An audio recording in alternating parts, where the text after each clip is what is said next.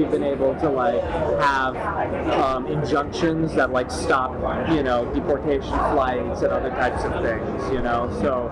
Kian Bahat admitted their caucus has secured injunctions that literally halt deportation flights, while also stating that people need to pressure their local governments to not cooperate with the feds. I think pressuring your local government to not cooperate at all with any of these federal agents.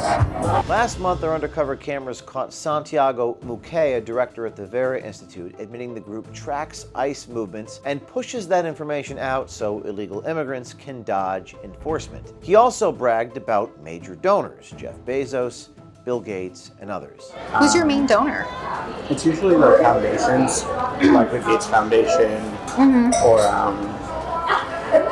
Jeff Bezos, or like some of these like huge philanthropists who like have millions of dollars. After further investigation and conferring with multiple sources, OMG has found even more names on Vera's donor list. This money trail goes much deeper, with names listed such as Goldman Sachs, who donated $5 million, Fidelity forking over $1.3 million, Bank of America $250,000, and even Universal Music Group giving $50,000, all to the 501c3 NGO, the Vera Institute. We then turned our attention back to Vera's website just to see what exactly they're supporting with these funds that they're receiving from these massive foundations. The Vera Institute isn't just helping illegal immigrants evade ICE, they funnel money into radical causes like Black Lives Matter. There was looting underway nearby. The nation erupted into scenes of chaos, openly calling for police to be defunded and dismantled. It's not just outside groups like Vera working to undermine federal immigration enforcement. Even inside Congress, members of the Progressive Caucus are actively working behind the scenes to stop deportations. That's where this man, Kian Bahat, a policy director for the Congressional Progressive Caucus in the U.S. Senate, comes in. Why is ICE and the Department of Homeland Security doing this? Like, what's the agenda? I think the cruelty is the point. I think they want to show that they are this authoritarian,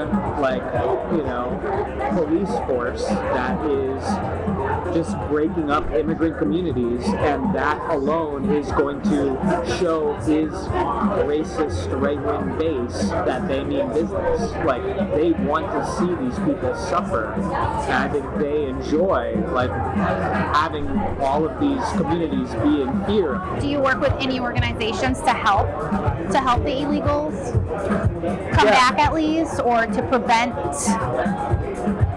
ICE and Homeland Security? It's a really tough situation right now. Yeah. I think, in certain cases we've been able to win. So, really?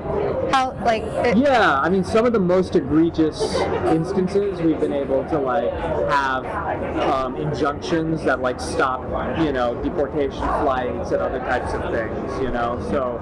Kian Bahat admitted their caucus has secured injunctions that literally halt deportation flights, while also stating that people need to pressure their local governments to not cooperate with the feds. I think pressuring your local government to not cooperate at all with any of these federal agents, and getting your mayors and your local governments to, enshrine the status of being sanctuary cities and protecting the residents there. I think that's another big one. Pressuring people to not cooperate with the feds. If we did that, we'd probably be raided by the FBI. Wait.